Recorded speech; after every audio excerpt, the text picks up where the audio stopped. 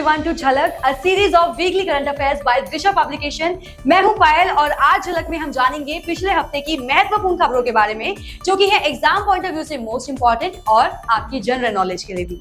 तो चलिए बिना वक्त जाया किए शुरू करते हैं। तो चलिए सबसे पहले बात करते हैं नेशनल न्यूज की। डिफेंस की बात करें तो raising day of Indo Tibetan border police.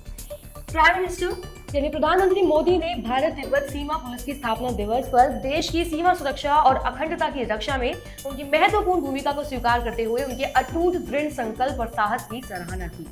तो इसके बारे में आइए जानते हैं थोड़ा और जानकारी में।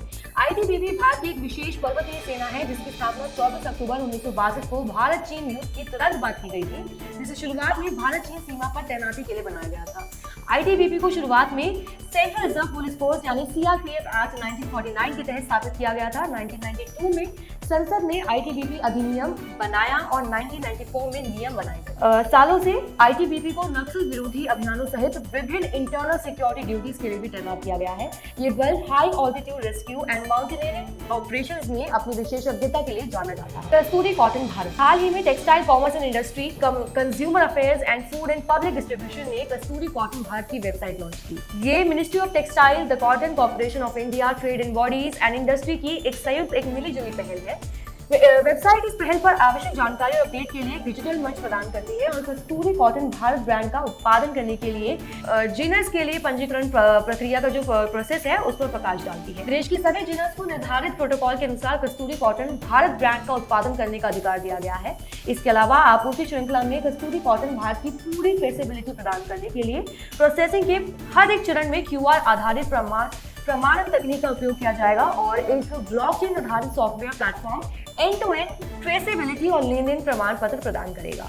शीर्ष निकाय cotton textiles export promotion council को कस्तूरी कॉटन इंडिया की ट्रेसेबिलिटी, प्रमाणन और ब्रांडिंग के लिए कार्यान्वयन एजेंसी के रूप में नामित किया गया है। First vertical wind tunnel. भारतीय सेना ने हिमाचल प्रदेश में स्पेशल फोर्सेस ट्रेनिंग स्कूल में अपनी पहली वर्टिकल विंड टनल का उद्घाटन किया। तो उसके बारे में जानते हैं। वर्टिकल विंड टनल भारतीय सेना के प्रशिक्षण योगदान है जो विशेष बलों को समकालीन युद्ध क्षेत्रों के लिए कुशलतापूर्वक तैयारी करने के लिए जरूरी उपकरण इक्विपमेंट्स प्रदान करता है। अत्याधुनिक सुविधा सैन्य प्रशिक्षुओं को वास्तविक जीवन की मुक्त गिरावट स्थितियों का अनुकरण करके उन्हें कॉम्पैक्ट फ्री फॉल कौशल को बढ़ाने के लिए एक नियंत्रित वातावरण प्रदान करती है। उन्नत पवन सुरंग भारतीय सेना में अपनी तरह की पहली है और इसका उद्देश्य मिलिट्री ट्रेनिंग मेथड्स में रेवोल्यूशन यानी क्रांतिकारी लाना है। एसएफटीएस में ट्रेनिंग करिकुलम में बीडब्ल्यूटी का एकीकरण भारतीय सेना के प्रशिक्षण बुनियादी ढांचे के आधुनिकीकरण में एक महत्वपूर्ण कदम है। ये पहल ट्रेनिंग मेथोडोलॉजी यानी प्रशिक्षण पद्धतियों में टेक्नोलॉजी को शामिल करने के चल रहे प्रयासों के अनुरूप है, जिससे ये सुनिश्चित होता है कि सशस्त्र बल समकालीन और भविष्य के युद्ध क्षेत्रों की चुनौतियों से निपटने के लिए अच्छी तरह से सुसज्जित है यानी इक्विप्ड है। Flight test vehicle aboard mission 1। The flight test vehicle aboard mission 1 demonstrates the performance of the crew escape system of the Gaganyaan project. ISRO ने 2024 में ह्यूमन रेटेड LVM-3 रॉकेट का इस्तेमाल करके full fledged crew module test flight आयोजित करने की योजना बनाई है। ये उड़ान सुरक्षा तंत्र का परीक्षण करने वाले 2 अबॉर्ड मिशनों में से पहली है जो गगनयान चालक दल को इमरजेंसी की स्टेट में अंतरिक्ष यान छोड़ने की अनुमति देगी। परीक्षण वाहन सिंगल स्टेज लिक्विड रॉकेट है जिसे इस अबॉर्ड मिशन के लिए स्पेशली डेवलप किया गया है। आपको बता दें पेलोड में crew model and crew escape systems और उनके साथ तेजी से काम करने वाले फोर्स मोटर, सीएम फेयरिंग और इंटरफेस अडेप्टर्स शामिल हैं। प्रधानमंत्री नरेंद्र मोदी ने नई दिल्ली के भारत मंडपम में इंडिया मोबाइल कांग्रेस के 7वें संस्करण का उद्घाटन किया। इस प्रेस्टीजियस इवेंट में कटिंग एज टेक्नोलॉजीज का प्रदर्शन करने, महत्वपूर्ण मुद्दों पर चर्चा करने और इनोवेशन को बढ़ावा देने के लिए टेलीकम्युनिकेशंस इंडस्ट्री के प्रमुख लोग एक साथ आए।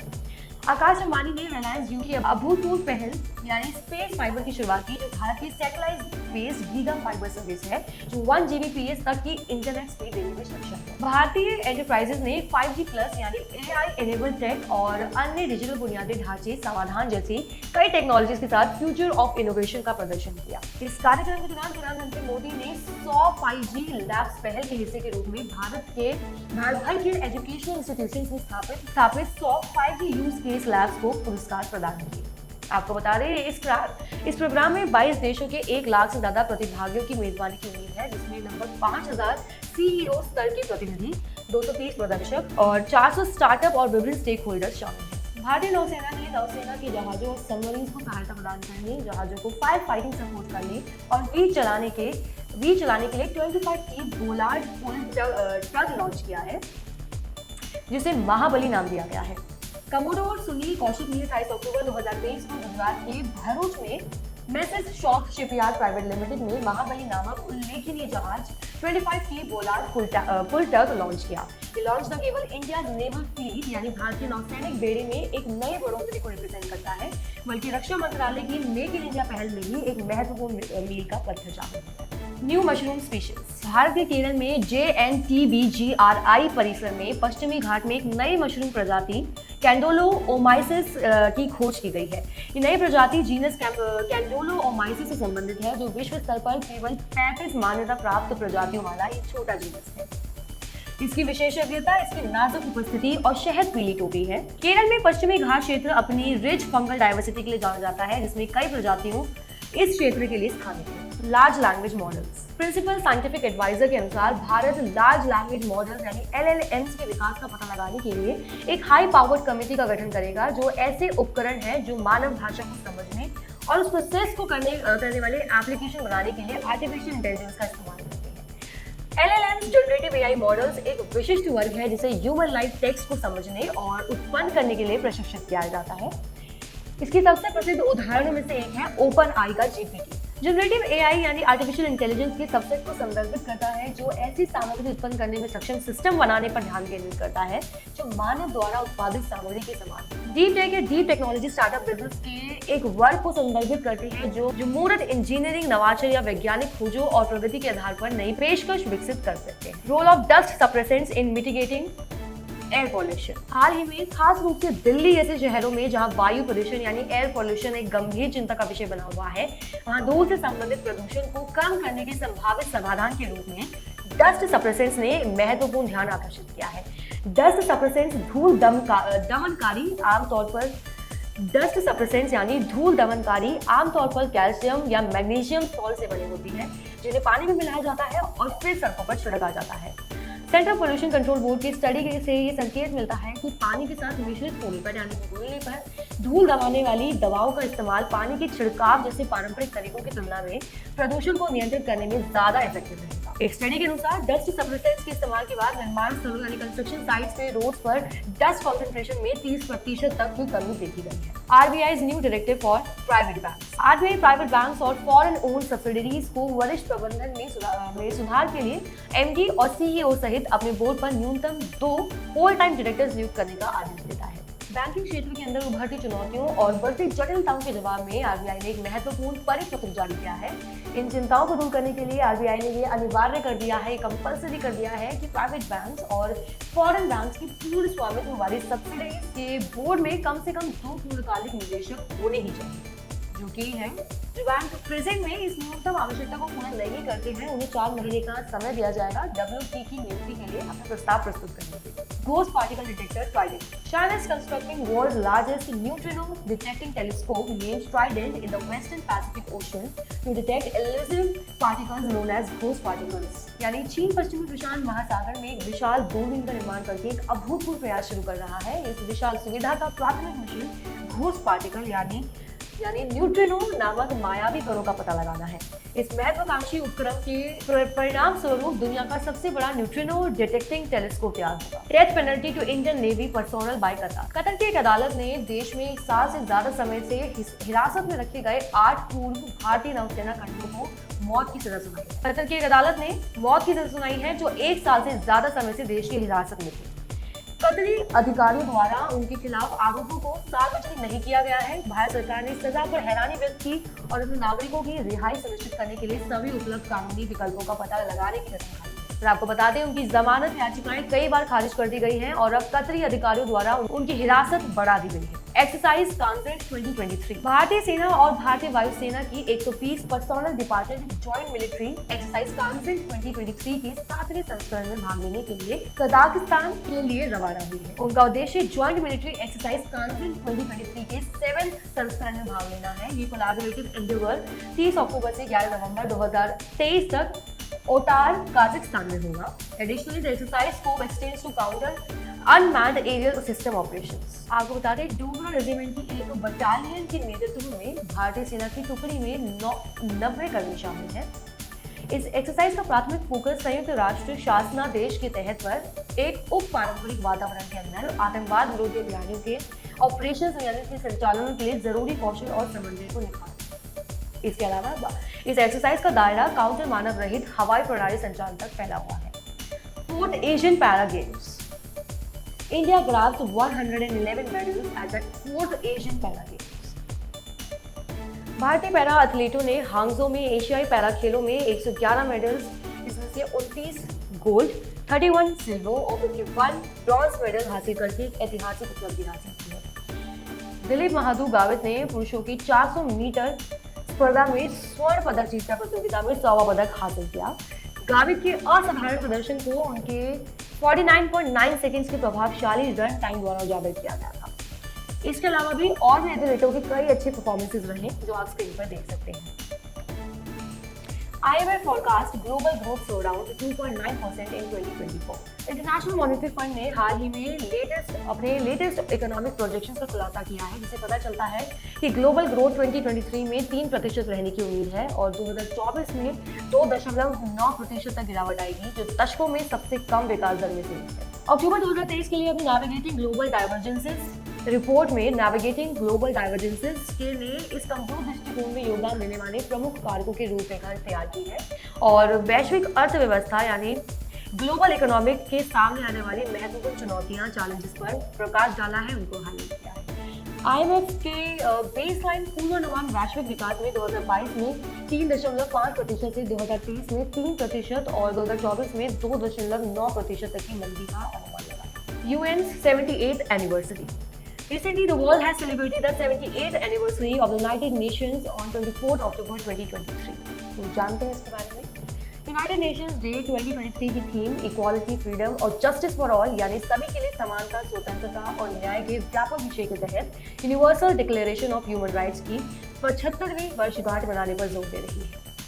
51 देशों द्वारा अनुसमर्थन किए जाने के बाद यूनाइटेड नेशंस अंततः 24 अक्टूबर 1945 को अस्तित्व में आया, जिसमें 5 स्थायी सदस्य और 46 अन्य हस्ताक्षरकर्ता शामिल थे। आपको बता दें, इस गठन के समय संयुक्त राष्ट्र में 5 स्थायी सदस्य थे और कुल 51 सदस्य।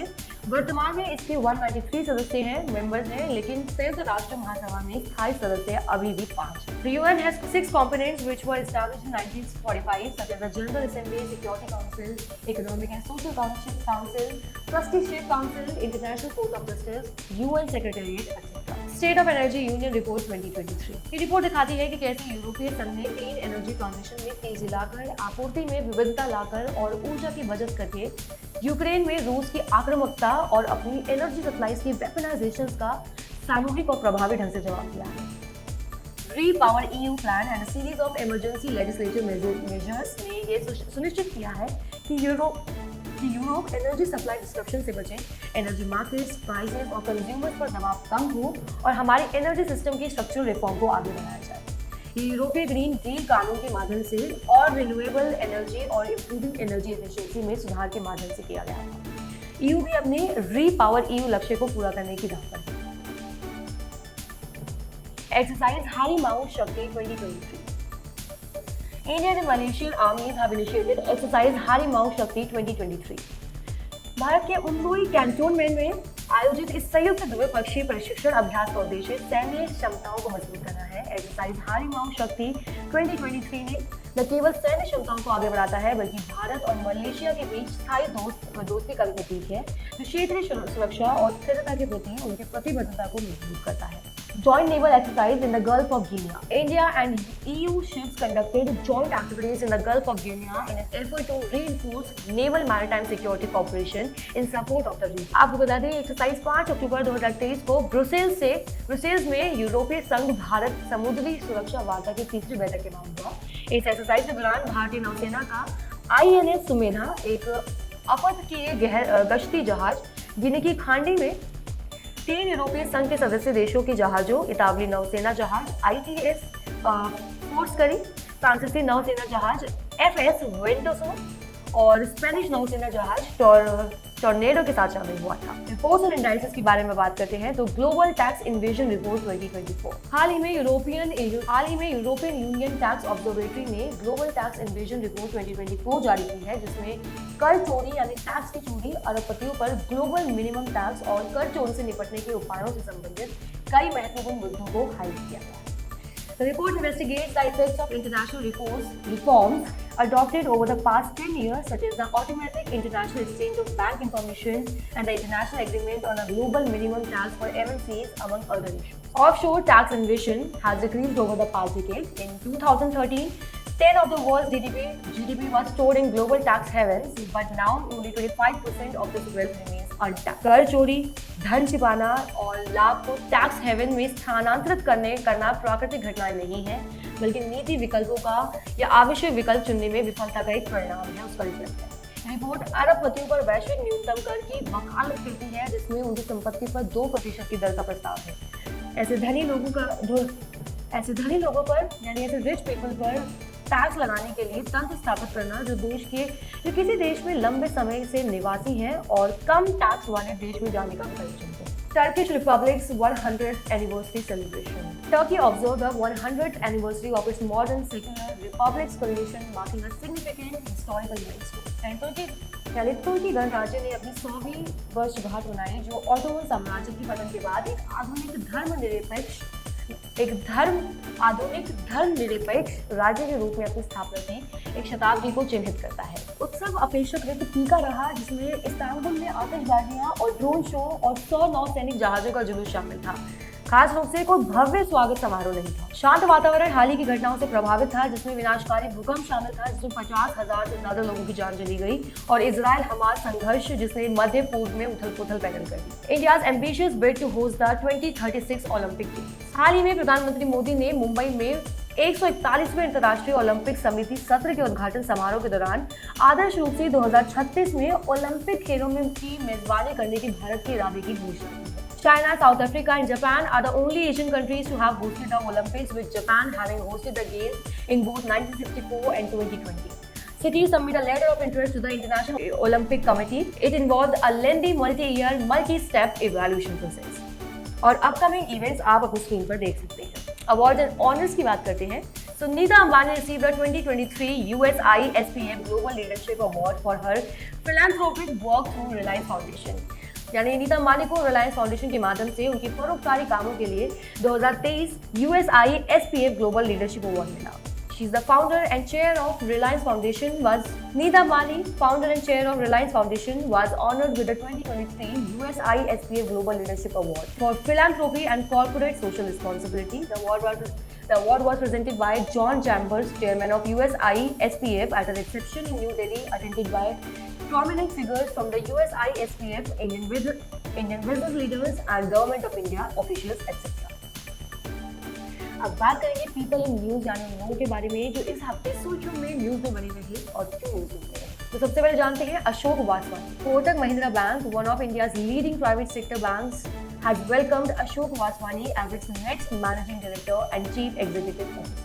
आपको बता दें, यानी कोटक महिंद्रा बैंक के प्रबंध निदेशक और सीईओ के रूप में अशोक वासवानी की नियुक्ति 3 साल के कार्यकाल के लिए है, जो उनके पदभार ग्रहण करने की तारीख से प्रभावी है, इफेक्टिव है, जो 1 जनवरी 2024 के आसपास होने की उम्मीद है। राजकुमार राव।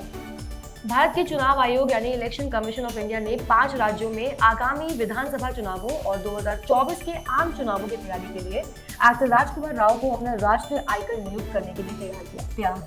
आपको बता दें, अभिनेता राजकुमार राव, जिन्हें हिंदी फिल्म न्यूटन में एक सिद्धांतवादी सरकारी क्लर्क की भूमिका निभाने के लिए जाना जाता है, उनको छत्तीसगढ़ के नक्सल प्रभावित क्षेत्रों में चुनाव करने का काम सौंपा गया है। उन्हें चुनाव आयोग द्वारा राष्ट्रीय आइकन के रूप में यानी नेशनल आइकॉन के रूप में शामिल किया जाना चाहिए। एक राष्ट्रीय प्रतीक बनकर राजकुमार राव चुनाव आयोग द्वारा मान्यता प्राप्त अन्य प्रतिष्ठित व्यक्तियों की श्रेणी में शामिल हो गए हैं। अमोल मुजुमदार। मुंबई के पूर्व बल्लेबाज अमोल मुजुमदार को भारत की महिला राष्ट्रीय टीम का मुख्य कोच नियुक्त किया गया है। Mike Johnson. लुइसियाना के अपेक्षाकृत कम प्रसिद्ध रिपब्लिक माइक जॉनसन को अमेरिकी प्रतिनिधि सभा के नए अध्यक्ष के रूप में चुना गया है। Mike Johnson, a relatively lesser-known Republican from Louisiana, has been elected as the new Speaker of the U.S. House of Representatives. आपको बता दें, उन्होंने कट्टर दक्षिणपंथी सहयोगियों के बीच MGA माइक उपनाम अर्जित किया है, जो ट्रम्प के अभियान नारे मेक अमेरिका ग्रेट अगेन इसका संदर्भ है, जो ट्रम्पियन आदेशों से जुड़ा हुआ है। James Michael Johnson was an American politician serving as the 56th Speaker of the United States House of Representatives since October 25, 2023. Sultan Ibrahim Iskander. Malaysia की घूर्ण नशील राजशाही व्यवस्था ने जोहोर राज्य के सुल्तान इब्राहिम इस्कंदर को देश का नया राजा चुना है। This decision, made within Malaysia's distinctive rotating monarchy system, marks a significant transition for the nation. यानी मलेशिया की इस विशिष्ट घूर्ण नशील राजशाही प्रणाली के अंतर्गत लिया गया ये डिसीजन, ये निर्णय राष्ट्र के लिए महत्वपूर्ण परिवर्तन का प्रतीक साबित हो सकता है। Since gaining independence from Britain in 1957, Malaysia has upheld a distinctive monarchy system where 9 ethnic Malay state rulers take turns serving as a king for 5-year term. And at the age of 64, Sultan Ibrahim, the influential ruler of Southern Johor State, has been elected as Malaysia's new king. So friends, that's it for today. मिलते हैं next week झलक में। अगर आपको ये video पसंद आया हो या किसी भी तरह से हेल्पफुल लगा हो या यूजफुल लगा हो तो please like, comment and share it with your friends और family. Also, subscribe to our channel for more videos like this and don't forget to hit the bell icon for updates. Thank you.